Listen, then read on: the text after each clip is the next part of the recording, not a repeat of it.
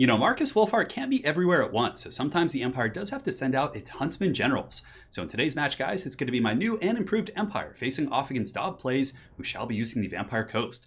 So as far as the new units, because I know that's what you guys are here for, we do have a bunch of Huntsmen, we have Archers, we do also have the Archer Regiment of Renown, which is going to be off in the corner. So let's go ahead and talk about that before things get started.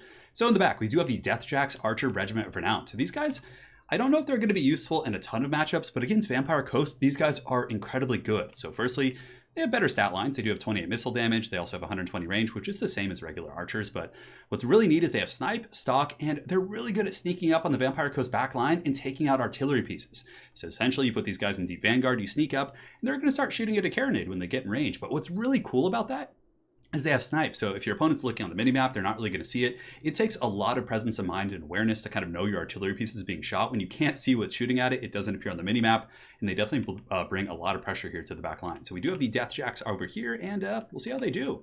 For the rest of the units, it's going to be a pretty standard front line. It's going to be swordsmen, and they're going to be backed up by archers. So yeah, swordsmen, and we do also have flagellants and the Sigmar Sons to give us a little bit of a unbreakable front line, because Vampire Coast can have some very scary blitzes with like Morghuls and terror-causing monsters. So I wanted to make sure we had some presence here. On top of that, we do have 3 of the new archers. So the metagame against Vampire Coast before was basically just spamming crossbows and just going that route. But now I think they have an even better build. So use archers here, and archers 120 range. I mean, yeah, the Vampire Coast guns, if they have handguns, can outrange them, but for the cost, they cost like 375 gold. They are dirt cheap. So you get these guys in, you just kind of pepper down the zombies and the guns and whatever else you can, and they just get good value. They can shoot Morghuls, they can shoot animated Hulks. I mean, just tons of good targets for them. And to protect ourselves against Scurvy Dogs, because I think Scurvy Dogs are the best tool that the Vampire Coast does have against Empire for taking out their missiles.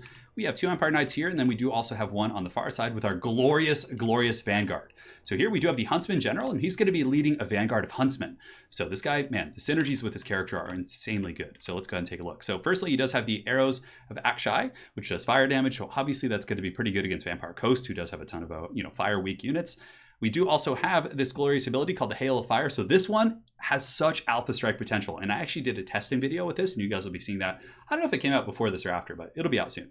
And this one does 30 reload skill and imbues fire damage to all nearby troops. So what you then do is you throw his vial, the oil flask. So you apply this, it applies a 50% flame weakness and lowers their speed by half. So, I mean, it's insane. You give your entire army fire damage, your entire range corps, I should say, the Huntsman here.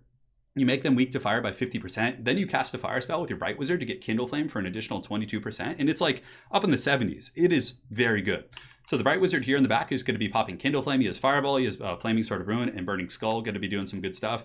And the one pick that is actually quite terrible against the Vampire Coast is going to be this unit. So it's going to be the Black Lion. So basically, I just pull these guys back.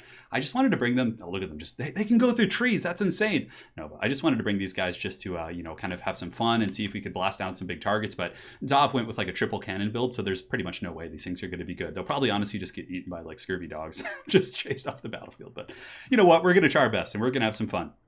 So for Dov's army, he's going to be playing Vampire Coast, a solid force for sure. He's got deckhand mobs, halberds in the secondary line to help out with cav. Araness is actually quite good against Empire because she can net down their cav and high value targets.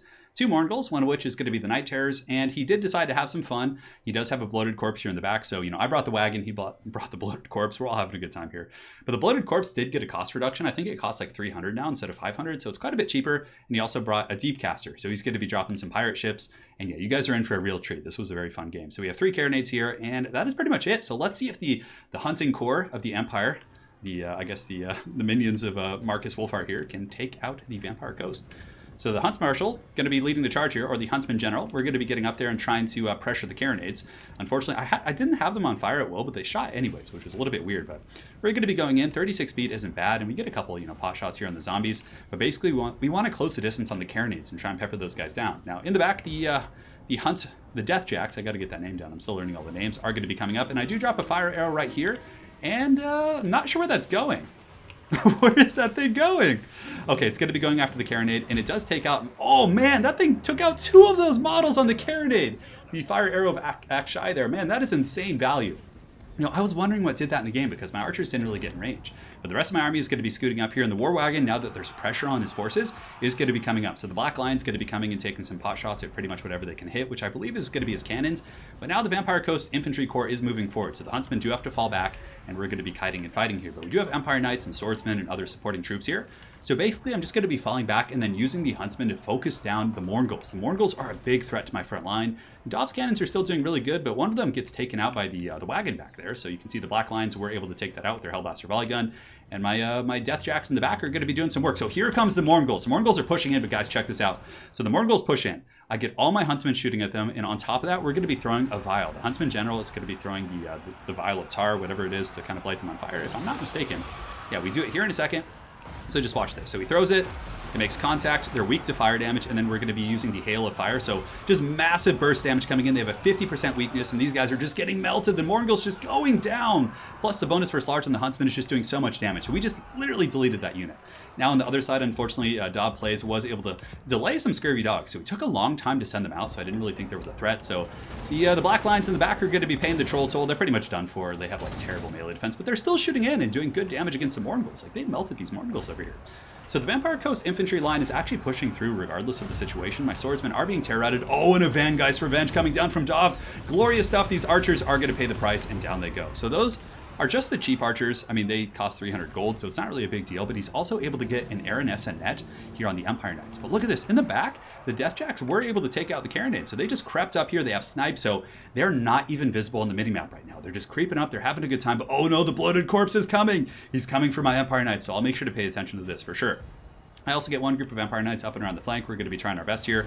But the firing corps, the Huntsmen, do have the fire damage. So they're just going to be melting Morghuls. Just Morghuls are already weak to fire, but man, the extra damage coming in from the Huntsman General buffs and all that good stuff. It is so awesome. But yeah, the Bloated Corpse is going to be surging forward, and if memory serves in this replay, I'm pretty sure Dov Plays actually gets a really good explosion here, so we'll be paying attention. But my main core, obviously, Dov had a lot more stuff. He had like 5 or 6 deckhand mobs, he had halberds. He's going to be coming in pretty hard. Empire Knight Charge coming in, hammering the back of that infantry formation, but oh, the Bloated Corpse is going to get on them! They're so bunched up, and here it comes, and boom, those knights get shreked. So that Bloated Corpse paid for itself. It wrecked my infantry, it also wrecked my Empire Knights. That was definitely very solid, so well played it off there. In the meantime here, the Vampire Fleet Captain is going to be coming back here, and Aranessa and Fleet Captain are going to be going after the Huntsman General, who is kiting and fighting. The archers and my Huntsmen are just kind of turning and firing wherever they can, so we're going to be going for an Alpha Strike here. The Huntsman General is going to be getting his vial of tar, so he's going to basically light this thing on fire and make it weak to fire, and he also imbues fire damage. So suddenly, there's going to be a lot more burst damage coming in on this Vampire Fleet Captain, which is now weak to fire. Granted, he is able to mitigate some of it by getting in there, so well played to him. Vangeist Revenge is going to be coming down here, and my Huntsman General is really getting pounded pretty good by Aranessa. She's a much better duelist, obviously, so we're going to have to pull back here, but the Vangeist Revenge probably still going to hit some of my Empire Knights as they come in. No, it looks like it doesn't, but yeah, we really just need to get back here because it's a scary situation. On the other side of the battlefield, it's a miscellaneous kind of melee. We have Flagellants, we have State Troops, Sigmar Sons fighting over here. Some Empire Knights and company are able to clean up, and the Bright Wizard here is just kind of a trapped up fighting infantry. But basically, this is the real epicenter of the battle, and just like I kind of predicted, like Norska, for example. So Norska brings Javelins to deal with armored threats. I feel like Huntsmen are going to be pretty good against large armored targets. Like, even so, the bonus versus large makes a huge difference. So Aranessa assaults by a little bit in open field here, going after the Huntsman General, and she gets him with the Spearfisher's net. So he's a little bit trapped up here. He's going to be turning and dropping an arrow at her. Hopefully, it looks like he's winding it up, and he does pop her in the face, and she takes quite a bit of damage here. You can see Aranessa's near death, and the Huntsmen are going to be helping their general here, hopefully able to kind of pin him down a little bit, and my other archers are able to fall back. So we're pretty far ahead in the bounce of power. The nukes we've had on the casters and the Deathjacks in the back line honestly have been MVPs this whole game. These guys, as far as kills, are up to 70 kills. They were able to take out 2 Carronades. They were able to clean up the back line. Like, if the cannons were still online at this point, I think that Vampire Coast would actually be in a pretty good situation. So the Huntsman General does get taken out by Aranessa, or at least broken, but Aranessa is going to be going down to just a hail of bowfire here. She's got 186, 178, 169, going down very, very quickly, and Manon's luck might actually save her here from going down. But for the most part, we have more archers than he has units here, so we should be able to fan out in 4 different directions and then get pretty good arcs of fire. So we'll see how that goes. Right here, though, you can see the Huntsman General. Maybe he's going to come back. 200 HP, negative 33. Aranessa at 67, 53, 29, 11, and down she goes to the Huntsman. The hunt has been completed. The foul sea beast, or the sea witch, has been smited this day. So we have some archers coming on over here, but in the back, the Bright Wizard does take a little bit of damage. He was using fireballs and burning heads and things like that. But for the most part, the Empire Knights and the Sigmar Sons, I believe, 35 models here, and these Flagellants should be able to win their respective fights. Well, maybe not the Flagellants, but... And the bow units are going to be able to fall back and just keep shooting. Granted, some scurvy dogs. Dov has been doing a really good job. Taking out my wagon early was very, very painful, because that thing does cost 1,800 gold. It's no joke. So the Huntsmen are going to be fighting to the bitter end here. Now the Huntsman ROR is actually pretty good in melee combat, but regular Huntsmen are just average. They have a stat line that's probably pretty similar to the deckhand mobs here, so they're going to be breaking and running pretty quick from that pressure. And the dogs are going to be jumping on the archers, so suddenly this whole area of the battlefield looking pretty grim bones. The Huntsman General does come back in, and we'll be getting a couple shots here, it looks like, but he just breaks instantly. So he's like, screw this shit, I'm not Marcus Wolfhart, I did not sign up for this, I'm going to be going, I already threw my vials of tar at the people and lit them on fire, I'm good, no problem. So he's going to be going home here. On top of that, the archers going to be turning and shooting at these zombie mobs here. These huntsmen will be running away, obviously using the archers to the best of the abilities to kind of maximize the damage I can get here. And the Deathjacks, I'm telling you, these guys as like kind of a sneaky unit against like boxing formations or people who just want to camp, I feel like they're going to have some pretty cool applications. So the Deathjacks, a very cool unit here. I think they actually did very well against Vampire Coast. And at this point, it's pretty much cleanup. Empire Knights are coming in, led by the Bright Wizard. So though the Huntsman General is gone, the Bright Wizard of the Empire is going to be assuming the mantle of leadership, having fought a very hard battle here in the front. And as a matter of fact, he's going to be dropping some sweet fireballs on that scurvy dog over there. Huntsmen here are able to clean up the remnants of those zombies. Over here we have a full health group of Huntsmen, give or take. Well, not full health, but 54 models, fighting against 101 zombies. Yeah, 16, 17, 24 against 14, 20, 27. So yeah, it's a bit of a wash there, but the archer shooting them in the back should be a little bit helpful for kind of salvaging my situation.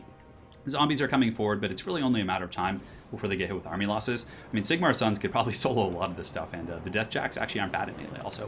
Fireball coming in, cleaving some zombies, doing some great damage, and you can also see the Scurvy Dogs are coming in, and these Scurvy Dogs have been the MVPs. I mean, taking out my wagon, just harassing my back line, just pressuring this whole formation here was super clutch for sure.